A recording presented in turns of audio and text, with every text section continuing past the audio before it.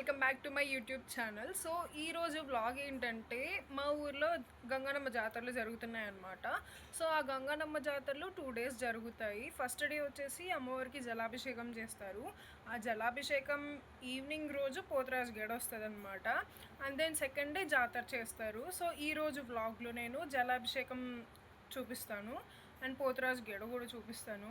So late చేసి కన్నా check చేసేయండి. సో ఫస్ట్ ఊర్లో ఉన్న వాళ్ళంతా ఇలా బిందులతో నీళ్లు తీసుకొచ్చి అమ్మవారికి అభిషేకం చేస్తారు.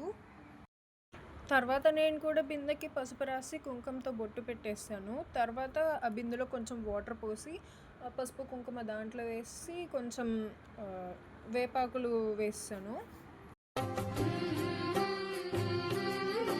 తర్వాత మేము గుడికి స్టార్ట్ అయిపోయాము. మేము వెళ్ళేసరికి చాలామంది అభిషేకం చేస్తూ ఉన్నారు.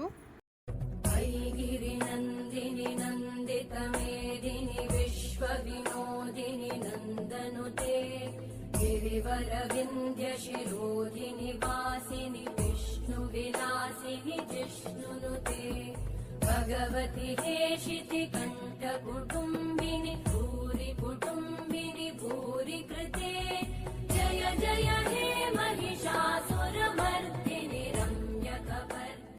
ఇప్పుడు నేను పోతరాజు గెడ ఎలా ఉంటుందో నేను మీకు చూపిస్తాను. ఫస్ట్ చద్దన్నంలో ఈ ఉల్లిపాయ బెల్లం ముక్క పెడతారు. ఇది చద్ది నైవేద్యంగా పెడతారనమాట. ఎందుకంటే పోతరాజు గెడ ఎవరైతే ఎత్తుకుంటారో వాళ్ళ మీద స్వామి ఉంటారంట. సో వాళ్ళు మార్నింగ్ నుంచి ఉపవాసం ఉండి ఈ పోతరాజు గెడ ఎత్తుతారు. అలా ఇంటింటికి వెళ్ళి సద్ది నైవేద్యం ఆస్వాదించి గుడికి తిరిగి వెళ్తారు. నేను చెప్పడం కాదు కానీ మీరే చూడండి.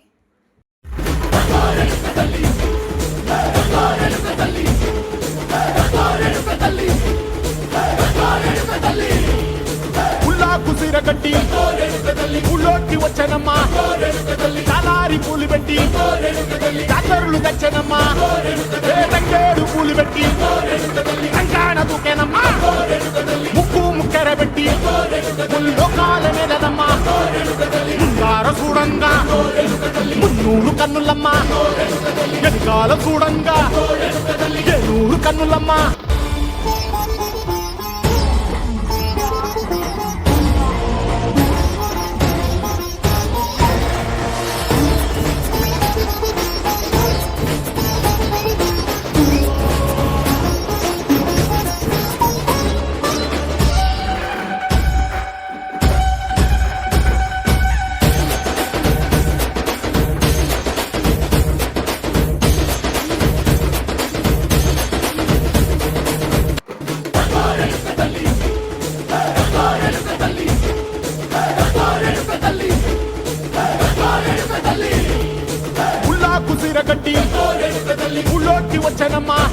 ఈ వీడియో మీకు నచ్చినట్లయితే do like, share and subscribe.